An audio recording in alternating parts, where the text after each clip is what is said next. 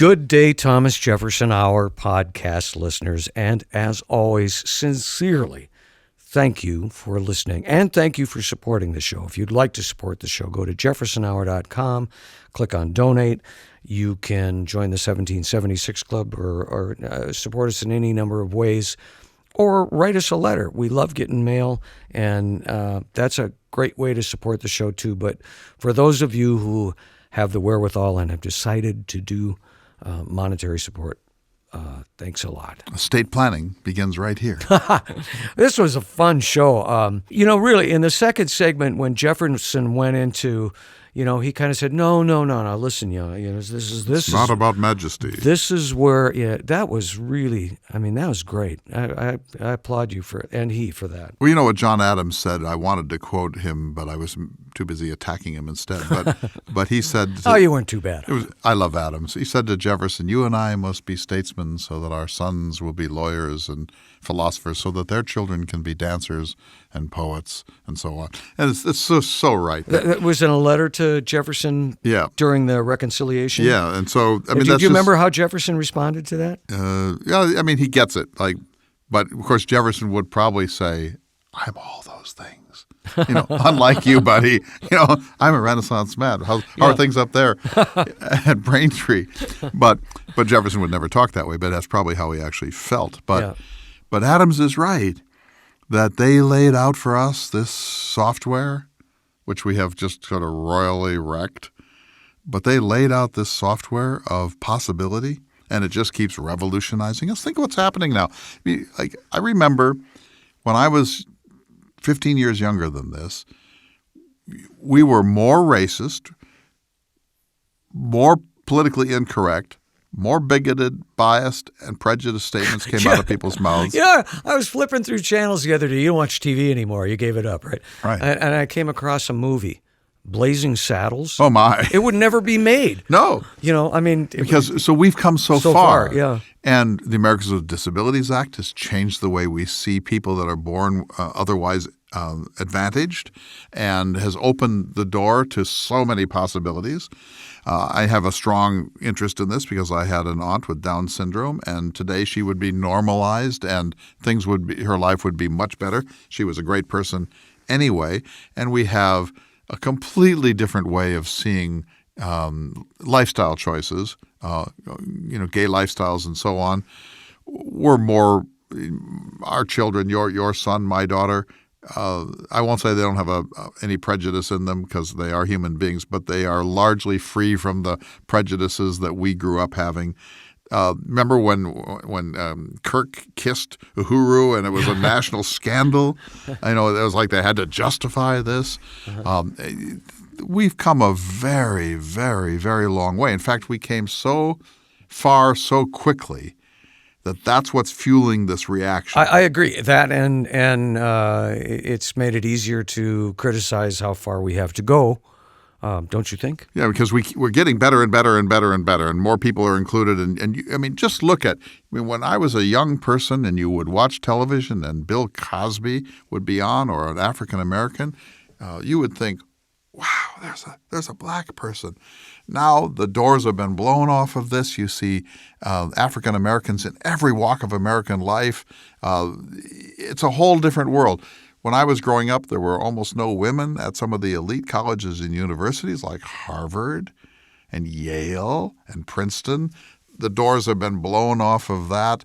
People remember when affirmative action was like the issue in America for about 15 years? It worked. I can't help but wonder we're both white males.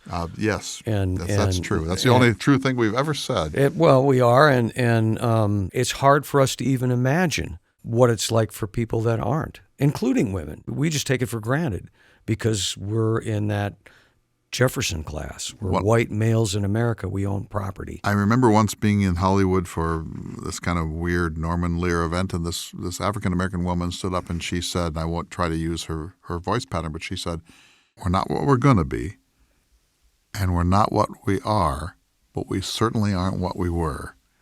And I thought, bingo, that's exactly right. We keep moving towards more tolerance, more inclusion, more respect. Back to this week's discussion, which again I have to mention, good friend Helen Polig, Who set up this article sent this by article Jack to me. Sullivan, right? Yeah, I'll in give you a link Atlantic. to it. It's pretty fun. But all of these things that Jefferson articulated in the show are what led to the advances that you just talked about. And all of us have a long way to go, but we've come somewhere. My fear is that we're so highly impatient at this moment that there's a very large cluster of people, millions. Yeah. But think of us in 1968, 1969, how impatient we were. I just feel that this culture has changed more in the past 20 years than in the past 200. That's probably true. And that reaction that has set in, you can see it, the anxiety of people who feel like that they're being left behind, or that they no longer matter, or they're considered the enemy or whatever. That reaction is powerful because it's Newtonian in a certain sense. It may be the last gasp, but it is a very powerful last gasp. And you don't want people feeling that way. There are times when a culture needs to pull back just a little bit and consolidate its gains and get some breathing room and let people get used to these changes that came pretty abruptly to them, and then you move forward again. And this sort of sense that if it ain't all perfect tomorrow, then the whole thing is somehow just fundamentally and radically flawed. I just don't agree with that. And I don't think that history supports that. We were the same way when we were younger. I know I was. I remember having that discussion with my father. Why does it take so long for everything to change in government? You know, I don't think my voice sounded like that. I know that wasn't your father. That wasn't you. Yeah. This was you, Papa. No, yeah, Why can't we be better? Anyway, let's go to the show and thank everybody again for listening. And did you have anything you wanted to add? Yes, I have to say that we're full. Ranches. The space program is full. Oh, good. But you got a letter from somebody who knew Gene Cernan. Uh-oh. Have you read that yet? No, I got to get that letter. He was not very pleased that he liked Gene Cernan. Gene Cernan was a friend of his. Uh-oh. He took exception to the comment. I read Cernan's book. I don't like Cernan from his book. But the Charles Dickens retreat still has 5 places. So now's the time because it's going to fill, and then that's it. And also Cuba, February of 2020. And people are saying, can we still really even go to Cuba? The answer is yes. There are legitimate travel visas. It's not illegal. It's not sneaking in through Mexico. It is absolutely legitimate. So people should go to jeffersonhour.com/tours and get all the details on that. But space program is full. Gene Cernan will not be there. And then there is I'll give you the letter. I think you should respond. I want to read it. Yeah, I of do. course. I think you should I'm sorry, respond. Gene. Yeah, okay. Sorry, Gene. I hope you enjoyed this week's show. I sure enjoyed talking to President Jefferson. Good day, citizens, and welcome to the Thomas Jefferson Hour, your weekly conversation with President Thomas Jefferson. Mr. Jefferson is portrayed by the award-winning humanities scholar and author Clay Jenkinson. I'm your host, David Swenson, and seated across from me is President Thomas Jefferson. Good to see you, sir. Good day to you, my dear citizen. Mr. Jefferson, we received a letter from one of your many listeners, Helen Polig, and she writes, The Atlantic magazine had a great article a couple of months back about American exceptionalism.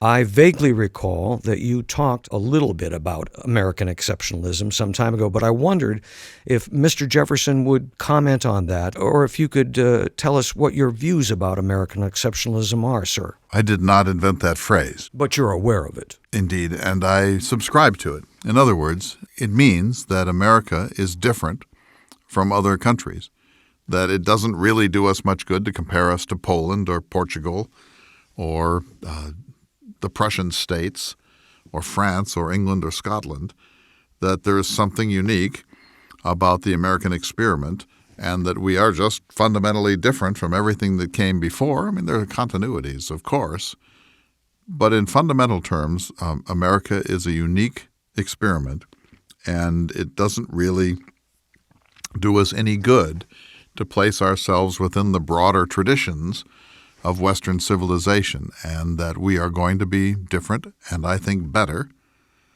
with a greater commitment to due process, trial by jury, the Bill of Rights, and the rights of man than any other society that has ever existed on Earth, and that there are many reasons for American exceptionalism, which I would be happy to enumerate. Please, sir, go ahead. Well, one of them is this continent that we have. We're not Ireland. We're not Portugal. The 13 original colonies are on the eastern seaboard. Some of them have claims deep into the west. My own Virginia claimed everything at least up to the Rocky Mountains and probably all the way beyond it to the Pacific Ocean. Different states, different colonies had different charters with different ideas of how far they extended into the west. That became something of a problem when the nation was formed in the time of the war and then later during the Constitutional Convention in 1787. But as you look west of the Appalachians, there's infinite land, and that means trees, rivers, lead, gold, silver, immense fertility, nothing like it in the history of the world. It's as if the most important resource base that the world has ever seen had been kept back, held in reserve through the period of the ancient Palestinians, through the time of the Greeks and the Roman Republic, through the period of monasticism in the Dark Ages, to the High Middle Ages and scholasticism, to the beginnings of the Renaissance, to the scientific revolution. And suddenly, in the 15th, 16th, and 17th centuries, Europeans bumble into the New World, led by Columbus in 1492, and they find that there is a resource base that has essentially been untapped from the beginning of time, that the native peoples, the aboriginal peoples who live in North America, were living very lightly. They weren't digging for minerals. They had no industrial revolution. They had no metallurgy. They were living a very light footprint in North America, and for the most part had never plowed it. Such farms as existed were mostly in the extreme bottomlands where the river would inundate every spring, and then there would be some drying up mud in which they could grow a few ears of corn or some squashes and sunflowers. And so the first reason for American exceptionalism is that we have America. If the British had gotten away with the proclamation of 1763, which helped to bring on the revolution, by the way, and kept us from ever crossing the Appalachians. Let's just say that the United States was hemmed in forever by the Appalachians and everything that was the United States was east of it. Then we still would have had more than most countries have ever had.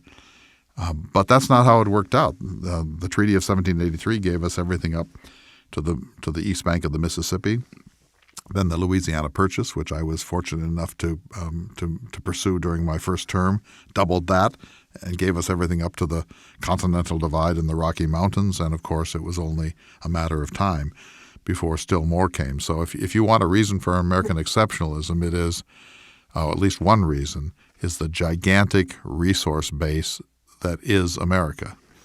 Again, this letter came from Helen Polig, sir, and it refers to an article written by Jake Sullivan that appeared in the Atlantic magazine in January of this year. I'd like to present some of the thoughts from this article to you. Certainly. He begins by saying, "Can America still lead the world? Should it? If so, how?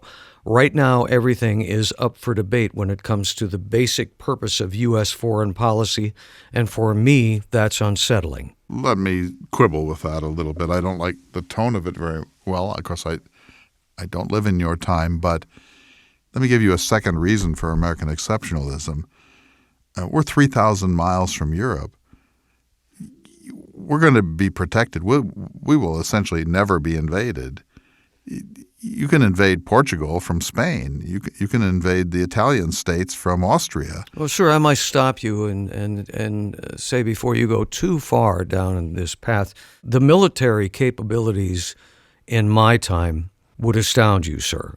And I don't think it's a fair and accurate statement to say that 3,000 miles of ocean will protect us any longer. Well, I disagree, sir. Troop transport then and in your time, exceedingly difficult. It's one thing to lob a few missiles, but to send tens of thousands of troops from Europe to the New World is an almost logistical impossibility. Certainly, there's a discouragement of any of that sort of thing. So there's a second reason for American exceptionalism. Here's a third.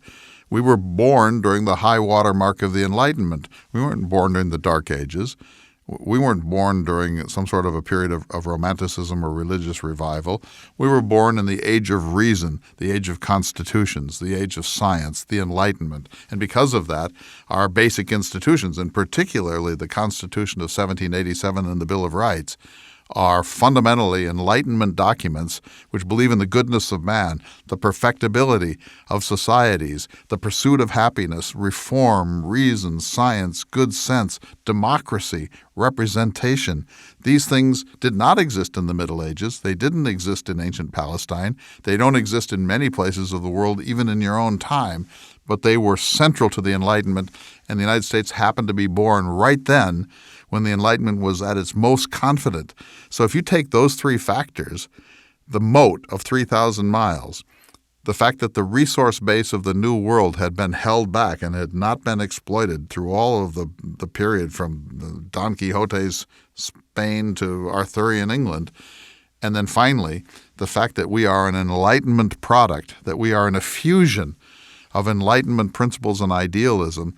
No other nation in the world has that pedigree and can boast that set of unusual circumstances that almost guarantee success. I'm drawn back to a statement that you made about entangling alliances with none, sir.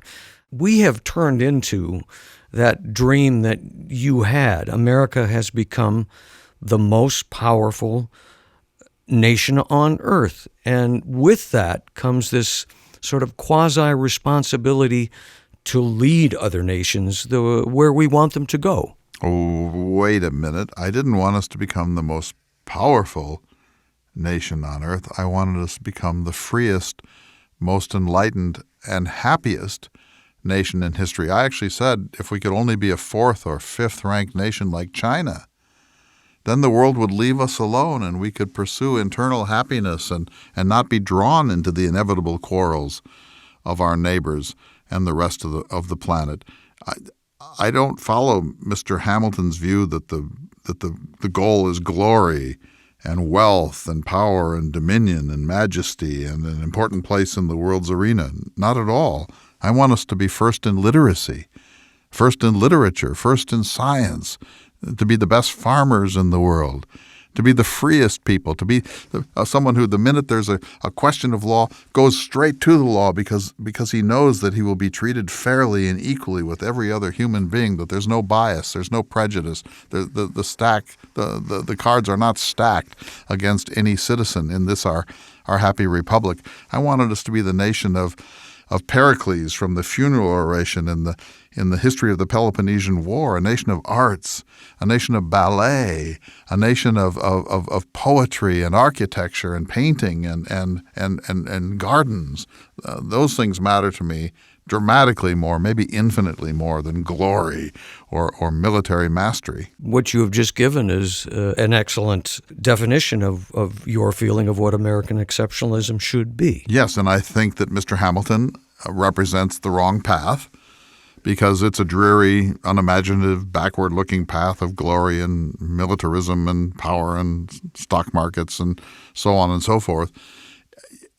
America has a chance to be a uniquely beautiful experiment in human happiness. It's not going to be easy to do that, but we need to have our priorities right, and our priorities should be the arts of civilization and civility and tolerance and generosity of spirit and thoughtfulness and nuance and science. Those are the things that make for a glorious civilization.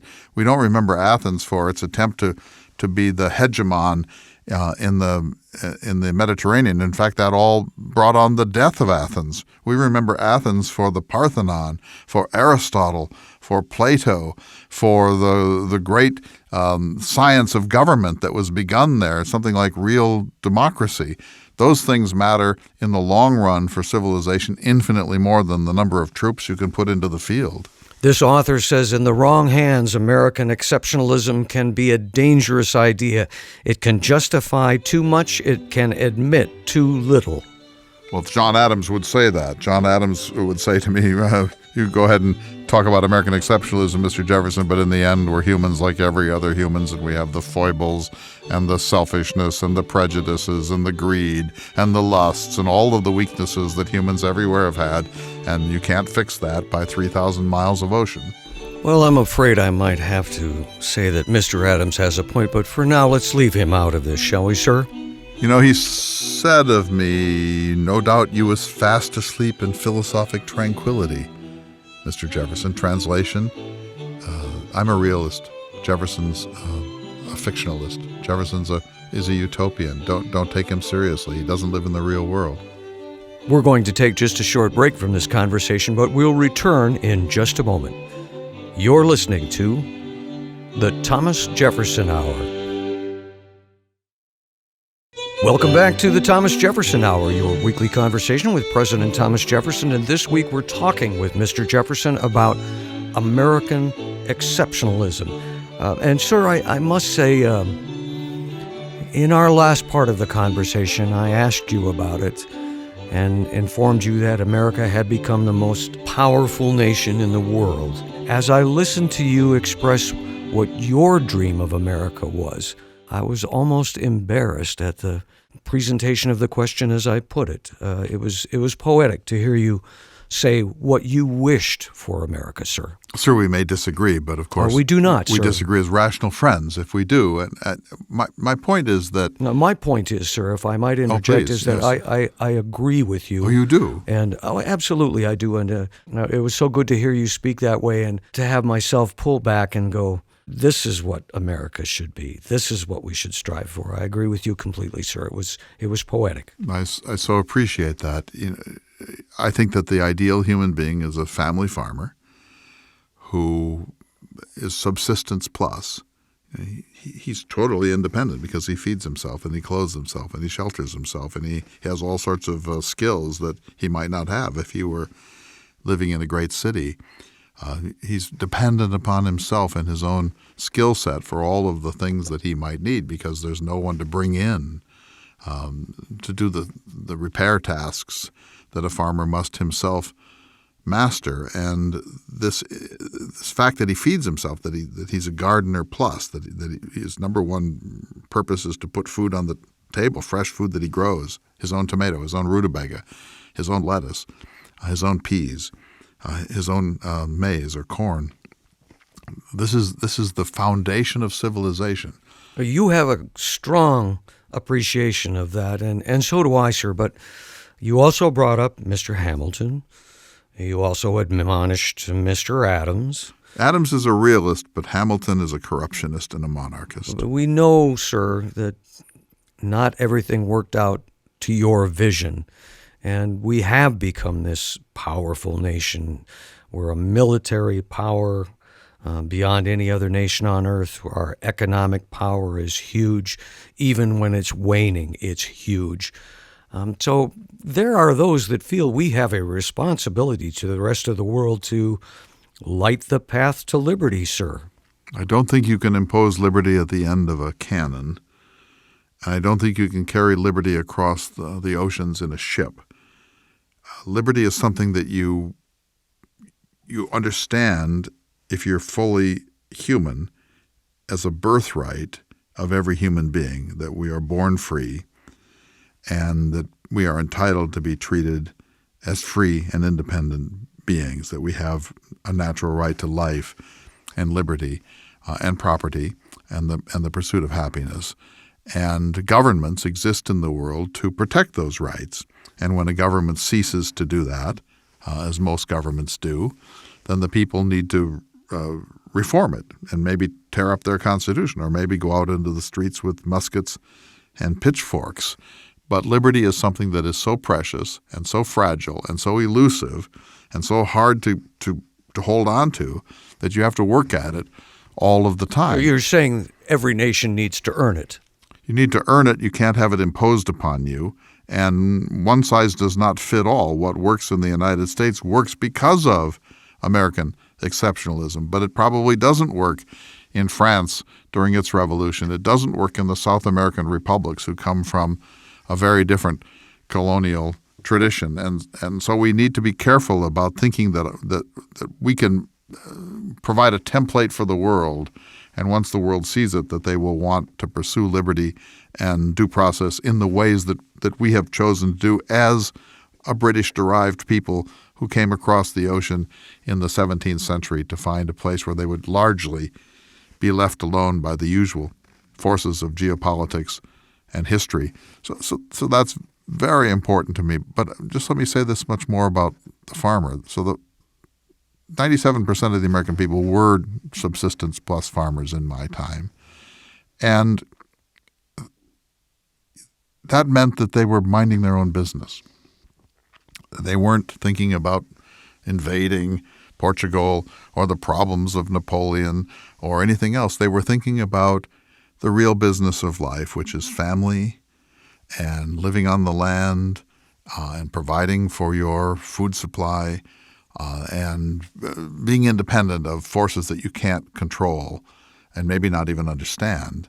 And those farmers were truly independent, and that's what a republic is. If you look at the history of republics, going back to the ancient world, to Greece or to the Roman Republic, as long as there's a backbone of sturdy, crabby, self-reliant family farmers, you can have a republic. But the minute you leave that behind, and that's what happened to Rome, it ceased to be a republic when the farmers stopped being the warriors.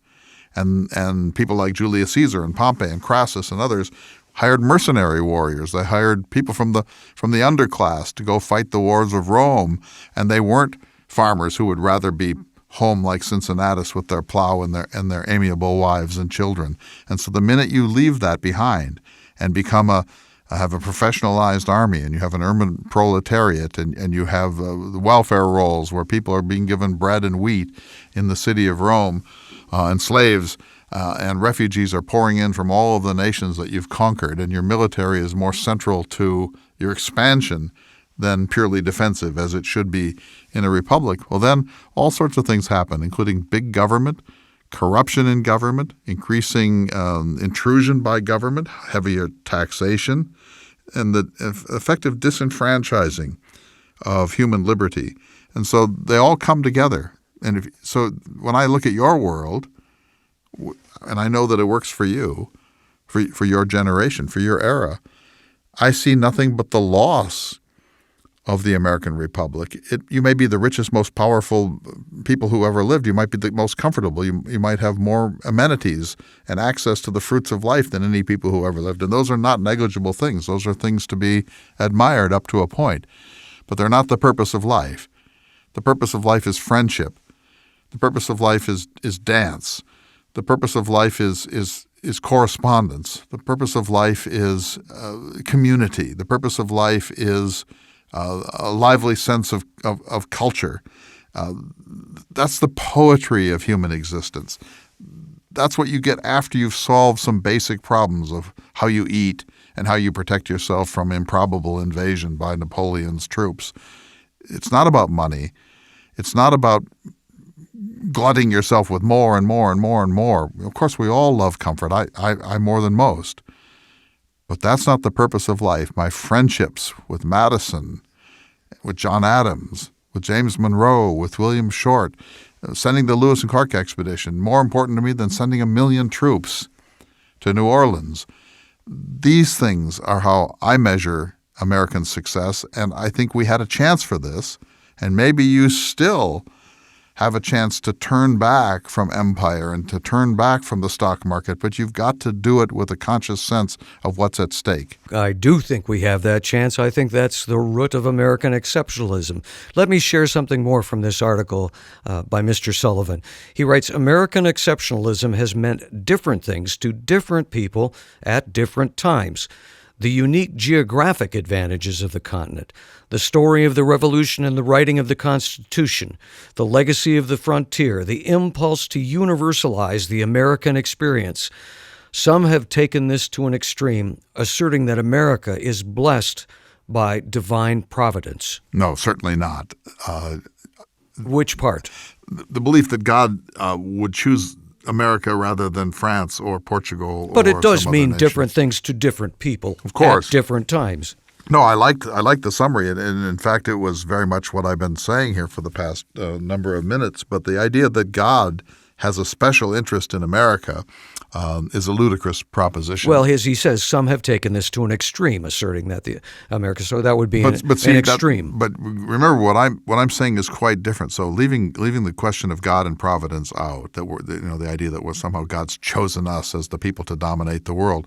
But even before that, my point is that you can't export the American system naively and simplistically to other places. This certainly was the case in France, where Lafayette and others wanted to adopt an American-style constitution. And I said, you'd be foolish to do so because you're not ready. This is going to take time. These things that you just can't take this notion and slop it on one society after the next. These things require very careful nurturing and development, and it's very fragile. And if you do it wrong, you're inviting a military dictatorship, which of course is precisely what did happen in Napoleon's France. And so I believe in American exceptionalism, but I don't believe that America is the pattern that the world needs to follow.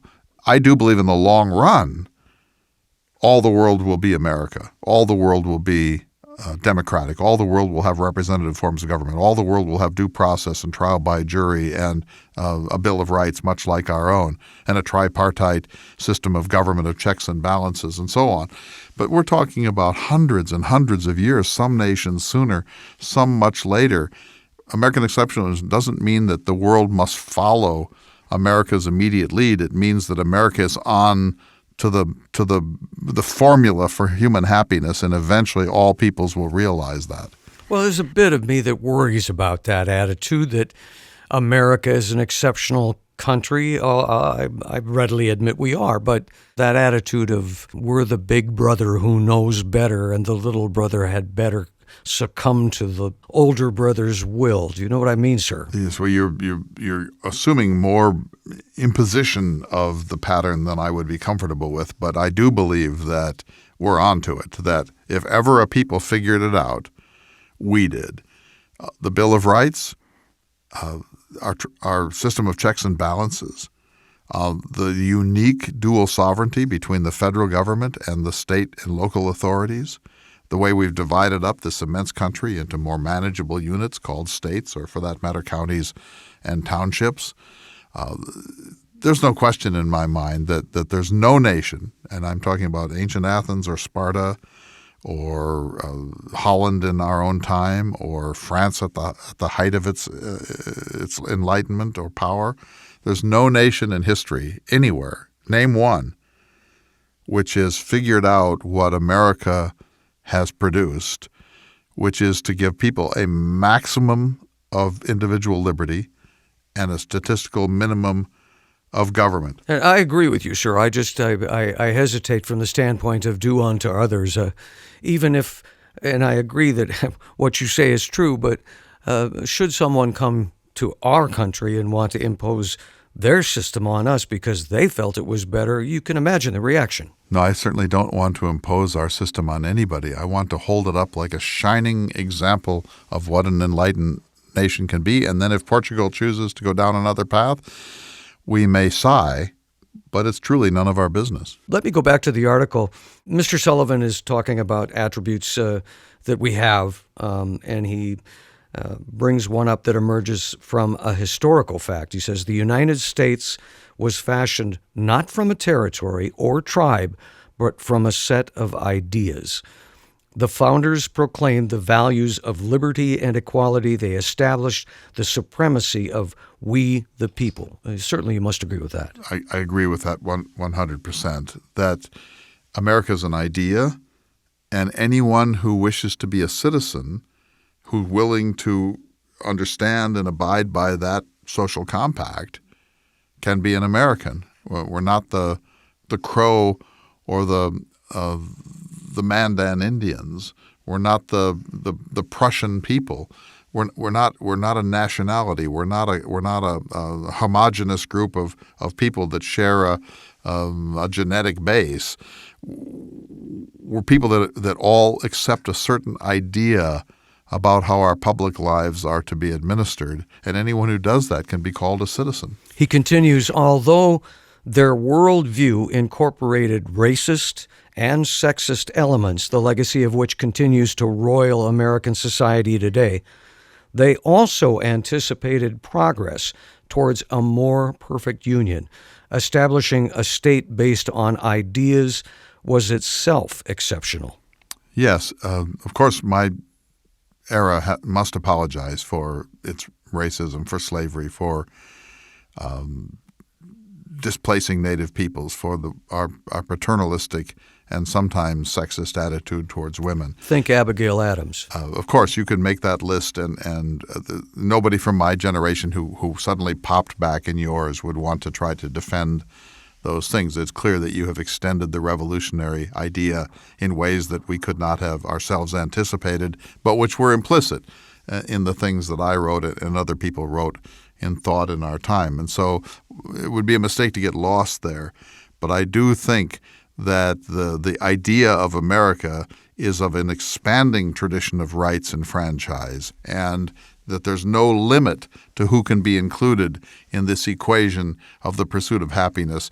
But unfortunately, there are habits that we carry because we are derived from European stock, because we made some fundamental mistakes at the beginning of our national experiment, because we're humans. I will agree with John Adams that there are some unresolved issues and questions in us. But for all of that, we didn't try to cling to our own way of seeing. We proposed universal standards of human happiness and human rights, and those standards hold up over time. And in fact, they're so powerful that they even wind up indicting some of us, that they make us look bad because we didn't live according to them. Certainly we didn't live entirely according to them, but the standards are not in question. The standards are the right ones, and if they point me out as an imperfect human being, which surely they do, that is not an indictment of those standards. That's an indictment of me. One more bit from the article, Mr. President. He writes, crucially, the founders believed not just in individual rights, but in the common good. They embraced the notion of interdependence, that human beings have shared interests and need institutions to pursue those interests, and that liberty can be preserved only through such institutions. Yes, and public education, of course. I'm with Aristotle. Aristotle, the great Athenian pragmatist, said man is a political animal, that humans are a people who live in society. He didn't mean that we're political junkies. He meant that humans are a social creature who like to live together. We don't all live in the most remote huts. A handful of people do, but most people want society. We're a social creature. We are completed in the polis. I'm with Aristotle. And so governments are meant to be minimalist and to stay out of our way and to tax us as little as possible.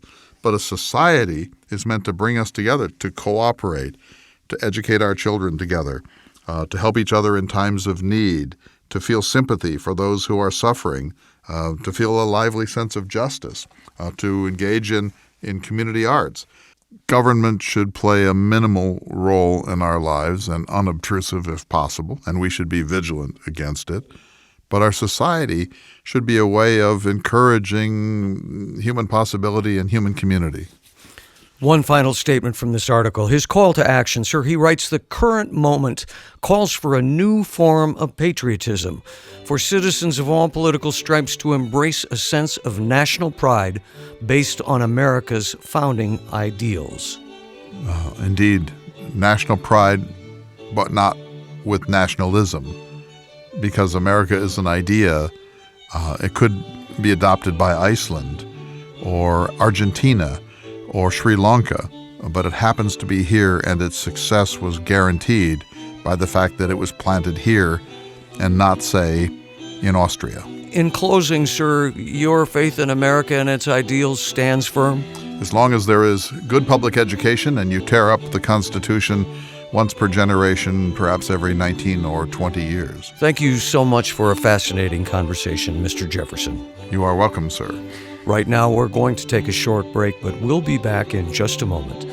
You're listening to the Thomas Jefferson Hour. And welcome back to the Thomas Jefferson Hour. I'm Clay Jenkinson, out of character for the moment. I have taken off my wig and tights, and I'm sitting across from the semi-permanent guest host of the Jefferson Hour, Mr. David Swenson. Fun to talk to Jefferson. A couple of weeks in a row. A lot we've been talking to Mr. Jefferson recently. I've kind of missed the old boy. Yeah. This topic really matters to me, American exceptionalism. And obviously it matters to him. And that article, say again where you found it. One of our listeners. Helen Polig, who I know. You do? And I happened to run into her this summer at an affair, a musical. Oh, this is affair. where you were back behind the guitar and the drums. Just guitar. Anyway, it was great to see her. Real bright woman. She came up and said, "I just love the Thomas Jefferson Hour." Wow. And she's a supporter, so we thank her for that. But anyway, she sent in a letter with a link to this article, which is written by Jake Sullivan, and it appeared in the Atlantic magazine in the January-February 2019 issue. Quite a lengthy article, many pages. Read it carefully, because I'll tell you, your characterization of it really intrigued me when I was being Jefferson. This gentleman was involved in government, and a lot of it was, I don't want to say partisan, but I didn't want to have any connection to current presidents, past you're presidents, right about that. Especially when talking to Jefferson. But there was one bit at the end that I really liked. All right. This is part 8, the black box. He writes, "Some argue that the United States is fractured beyond repair. Some also contend that you can no longer make arguments to the American people based on higher purpose.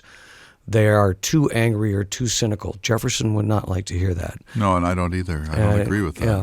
He says, "I see it another way. Let's not forget that throughout American history, things have changed." Just to say it in a short way, and then he tells a story about when I was a national security advisor, we paid a visit to the former Prime Minister of Singapore, who expressed admiration for America's famed black box. What's that? Black box, we asked. And he said, the black box that the Americans have buried that contains the secret for how they can constantly reinvent themselves.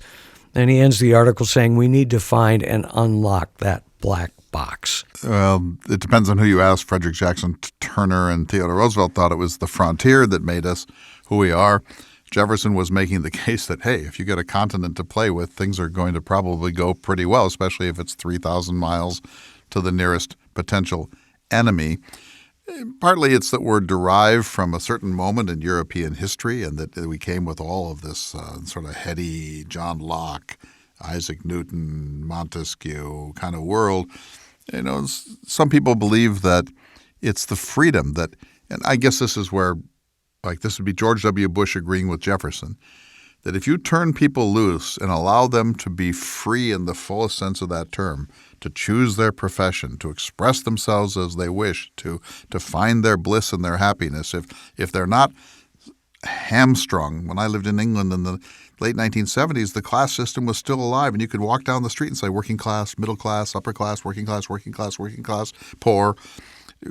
America has largely been emancipated from some of the things of European society that really held the human spirit down. And Jefferson's view was, let's see what happens if we turn that spirit loose. Let's see what happens if we give people more freedom than they have ever enjoyed in the history of the world. And I think that has largely worked. We're a very, very imperfect expression of all that. It's been racist. It's been sexist. We all know this story. It's been a very imperfect expression of that.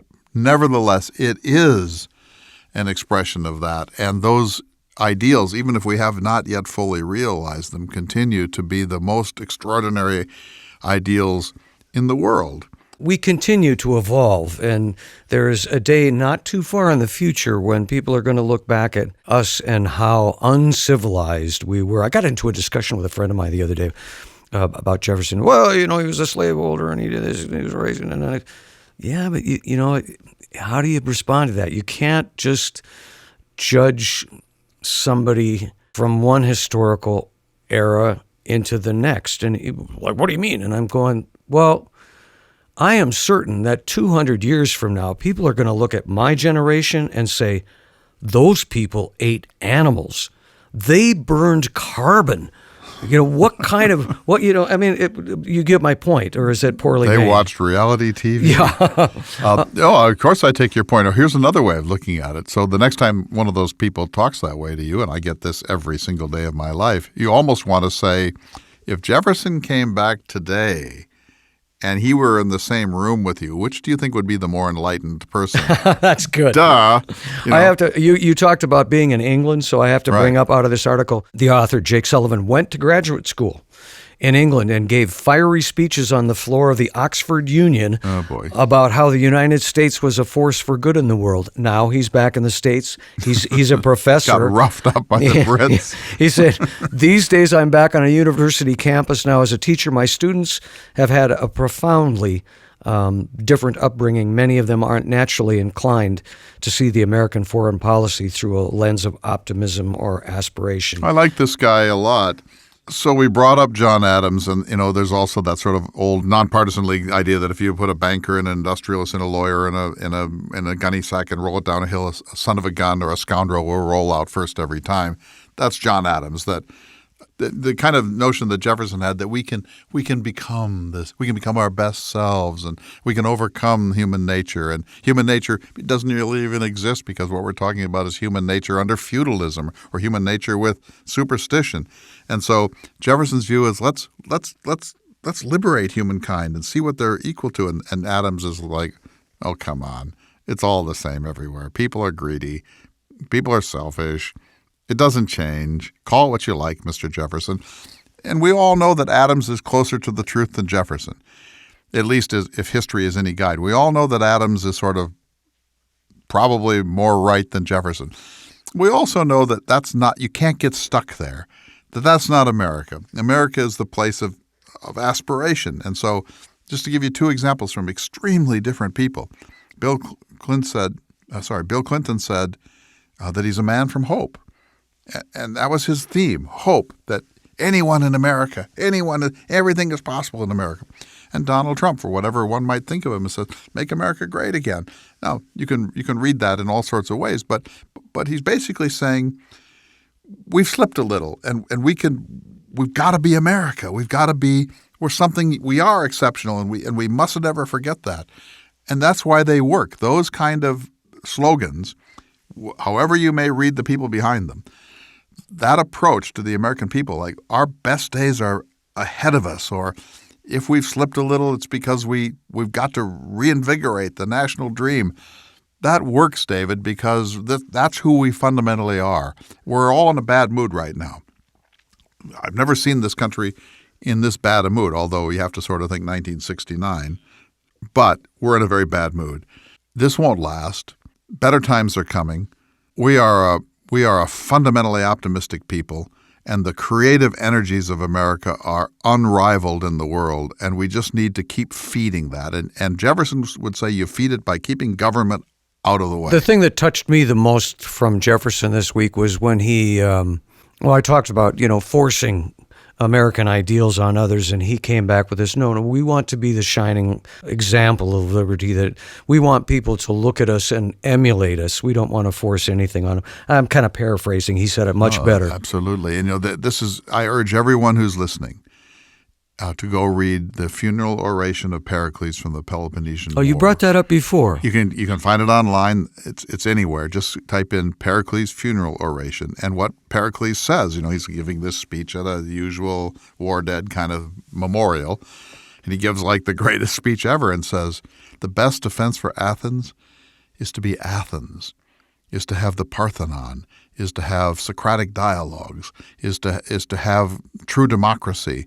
If we're the class act of the world in philosophy and literature and architecture and poetry and dance and music, that the world is going to look to us and say, we want to be like Athens.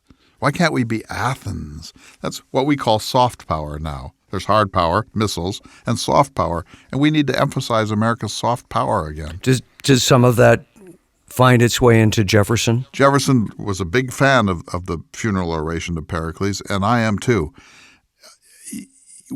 Of course, we're not the problem with American exceptionalism, it makes us seem like, you said it, like, oh, look at us. We're Yeah, so take better. that, and it's time for your essay, but leave us with something positive to look for. You don't want to get stuck on this sense of national superiority, but you do want to say, we've had opportunities that no people has ever had, and wherefore we have responsibilities because of that, and we mustn't ever get glum. Sure, we don't want to pretend that we're better than other people, but we need to pretend that the circumstances of the American experiment are unique and that they give us a special destiny, and there is nothing to apologize in that. And with that, sir, thank you very much for this week's conversation. It is now time for this week's Jefferson Watch. People are always telling me they want to write a book, that they just need to sit down one of these days and write it out. All I can say to that is Godspeed. I've written 9 or 10 books now, depending on how you count.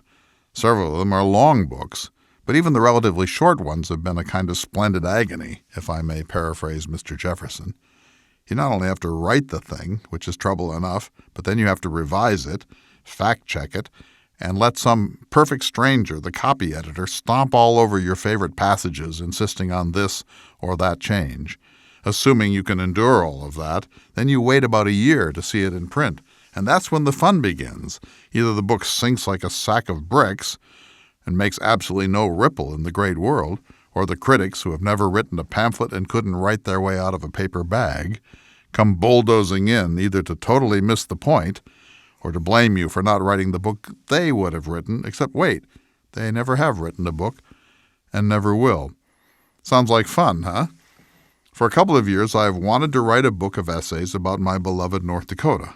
Wow, that's what the world needs, a book about the last and least visited state, North Dakota, a place even one of the great North Dakotans, Eric Severide of CBS, called a large rectangular blank spot in the nation's mind. Terrific. My daughter, who is my greatest fan, well, second greatest after my new superfan, Martha of Georgia, said, "Dad, may I make a suggestion?" Well, as you know, nothing good ever comes after that phrase. My daughter said, "Maybe don't use the word North Dakota in the title, Papa. Why not give your book a chance?" So let's review. I'm writing a book that nobody wants to read, particularly my fellow North Dakotans, who are humble and incredibly modest, but who don't particularly want to be criticized even by someone who is one of them and who loves the state with all of his heart. If you write anything like the truth, I can tell you from sad experience that some people are going to get a little, well, let's call it edgy. My scheduler, Nancy, who tries to look out for my interests and protect me from myself, says things like, "You know you can earn more money by giving a single 1-hour lecture somewhere than you will ever learn from writing this book. In fact," she says, "you actually lose money by writing books because the cost of ink and paper alone comes to more than all the royalties." Well, I can tell you that I'm going to persevere and finish this book and see it through to publication. Aside from my book on the character of Meriwether Lewis, I think this one may be the most important thing that I will ever write. So how do you write a book? It's a little like the cliché about mountain climbing. How do you climb Mount Fuji? One step at a time. You write a book by tapping out sentences on a laptop computer, about 20,000 of them, noun, verb, noun, noun, verb, adjective, noun. This past weekend, just back from the coastal islands of South Georgia, I did virtually nothing but write a key chapter of my North Dakota book. I have not quite finished it, and it is by now far too long, but I wrote probably 7,000 words from the time I left Jacksonville, Florida's airport at midday Friday until about 20 minutes ago, when I set it aside to write this Jefferson Watch essay. I'm exhausted in all sorts of ways, and at key moments over the last 2 months I have fallen into every variety of depression, frustration, insecurity, and self-pity. The following sentences have been rattling through my head. I have no talent. I have absolutely nothing to say. Nobody wants to know what I think. The yellow pages under podiatry are more interesting than this. I'd rather have root canal every hour for the rest of my life than finish this book. Blah, blah, blah, Lawrence Welk. If I finish this book, I'm going to have to live in the Unabomber's cabin in Lincoln, Montana. And so on. I estimate that I'm approximately 45,000 words into this book, which will top out probably at 125,000 when I finally say uncle. My plan is to be finished by Thanksgiving. I've loved North Dakota all of my life, and it is one of the handful of things I think about and brood over virtually every day. I know what I want to say, and I think it amounts to a contribution to the history and culture of North Dakota. Now all I have to do is figure out a way to transfer my half-baked thoughts to paper. Now that I am this far in, the book has essentially taken over my life. No hour goes by without my thinking about some chapter, some theme, some sentence, some phrase, some fact that I need to track down, some fact that I need to check or recheck, some book or article I need to consult. If I wake up in the night now, I cannot get back to sleep. At that point, I have to get up and write at least a couple of sentences, or I'm up for the rest of the night. At the end of a day of writing, I feel clammy, the way you do after a flight from New Zealand. At the end of a day of writing, I just want to watch old reruns of The Three Stooges and eat pizza and puffy Cheetos. I waste a lot of paper printing out drafts. My M.O. is to write until I'm so numb that I don't know how to spell the words circus or wonton. Then I take a break, usually to read something entirely unrelated. Later, I print out the draft and either go to a coffee house or a bar, where I read through what I have written that day, penciling in corrections and entirely new sentences. But by then my handwriting is so broken down by fatigue that if I don't key those corrections in first thing the next morning, I may as well be reading a Turkish manuscript. One day I changed 2 sentences and some punctuation in Chapter 3, and 2 days later I changed it back without even knowing what I had written the first time. I woke up this morning roaring to write. Aside from a couple of breaks and an errand or two, I wrote all day. In a few moments of dementia over the last few weeks, I have thought, what if this book winds up making a difference? What if lots of North Dakotans and others read it, and it helps to create a statewide or regional conversation about the future of the Badlands, the identity of a former farm state like North Dakota, how energy development could be pursued with genuine respect for the land, for places sacred to Native Americans, for the cultural heritage of my fellow Dakota citizens. And then I snap out of it and realize I have absolutely nothing to say. By Godfrey, but this is fun. I'm Clay Jenkinson. We'll see you next week for another exciting edition of the Thomas Jefferson Hour. The Thomas Jefferson Hour is brought to you each week by Dakota Sky Education. The program is distributed nationally by Prairie Public Radio.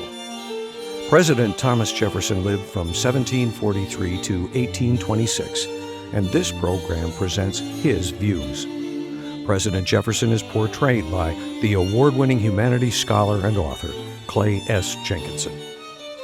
To obtain a copy of this or any past show for a $12 donation, please call 888-828-2853. Again, that number is 888-828-2853. This program is also available online at jeffersonhour.org and on iTunes. If you'd like to correspond with President Jefferson or submit a question for him to answer on the program, please visit the website at jeffersonhour.org. The Thomas Jefferson Hour is produced at Makoche Recording Studios in Bismarck, North Dakota. Music by Stephen Swinford. Thank you for listening. Please tune in again next week for another thought-provoking, historically accurate program through the eyes of Thomas Jefferson.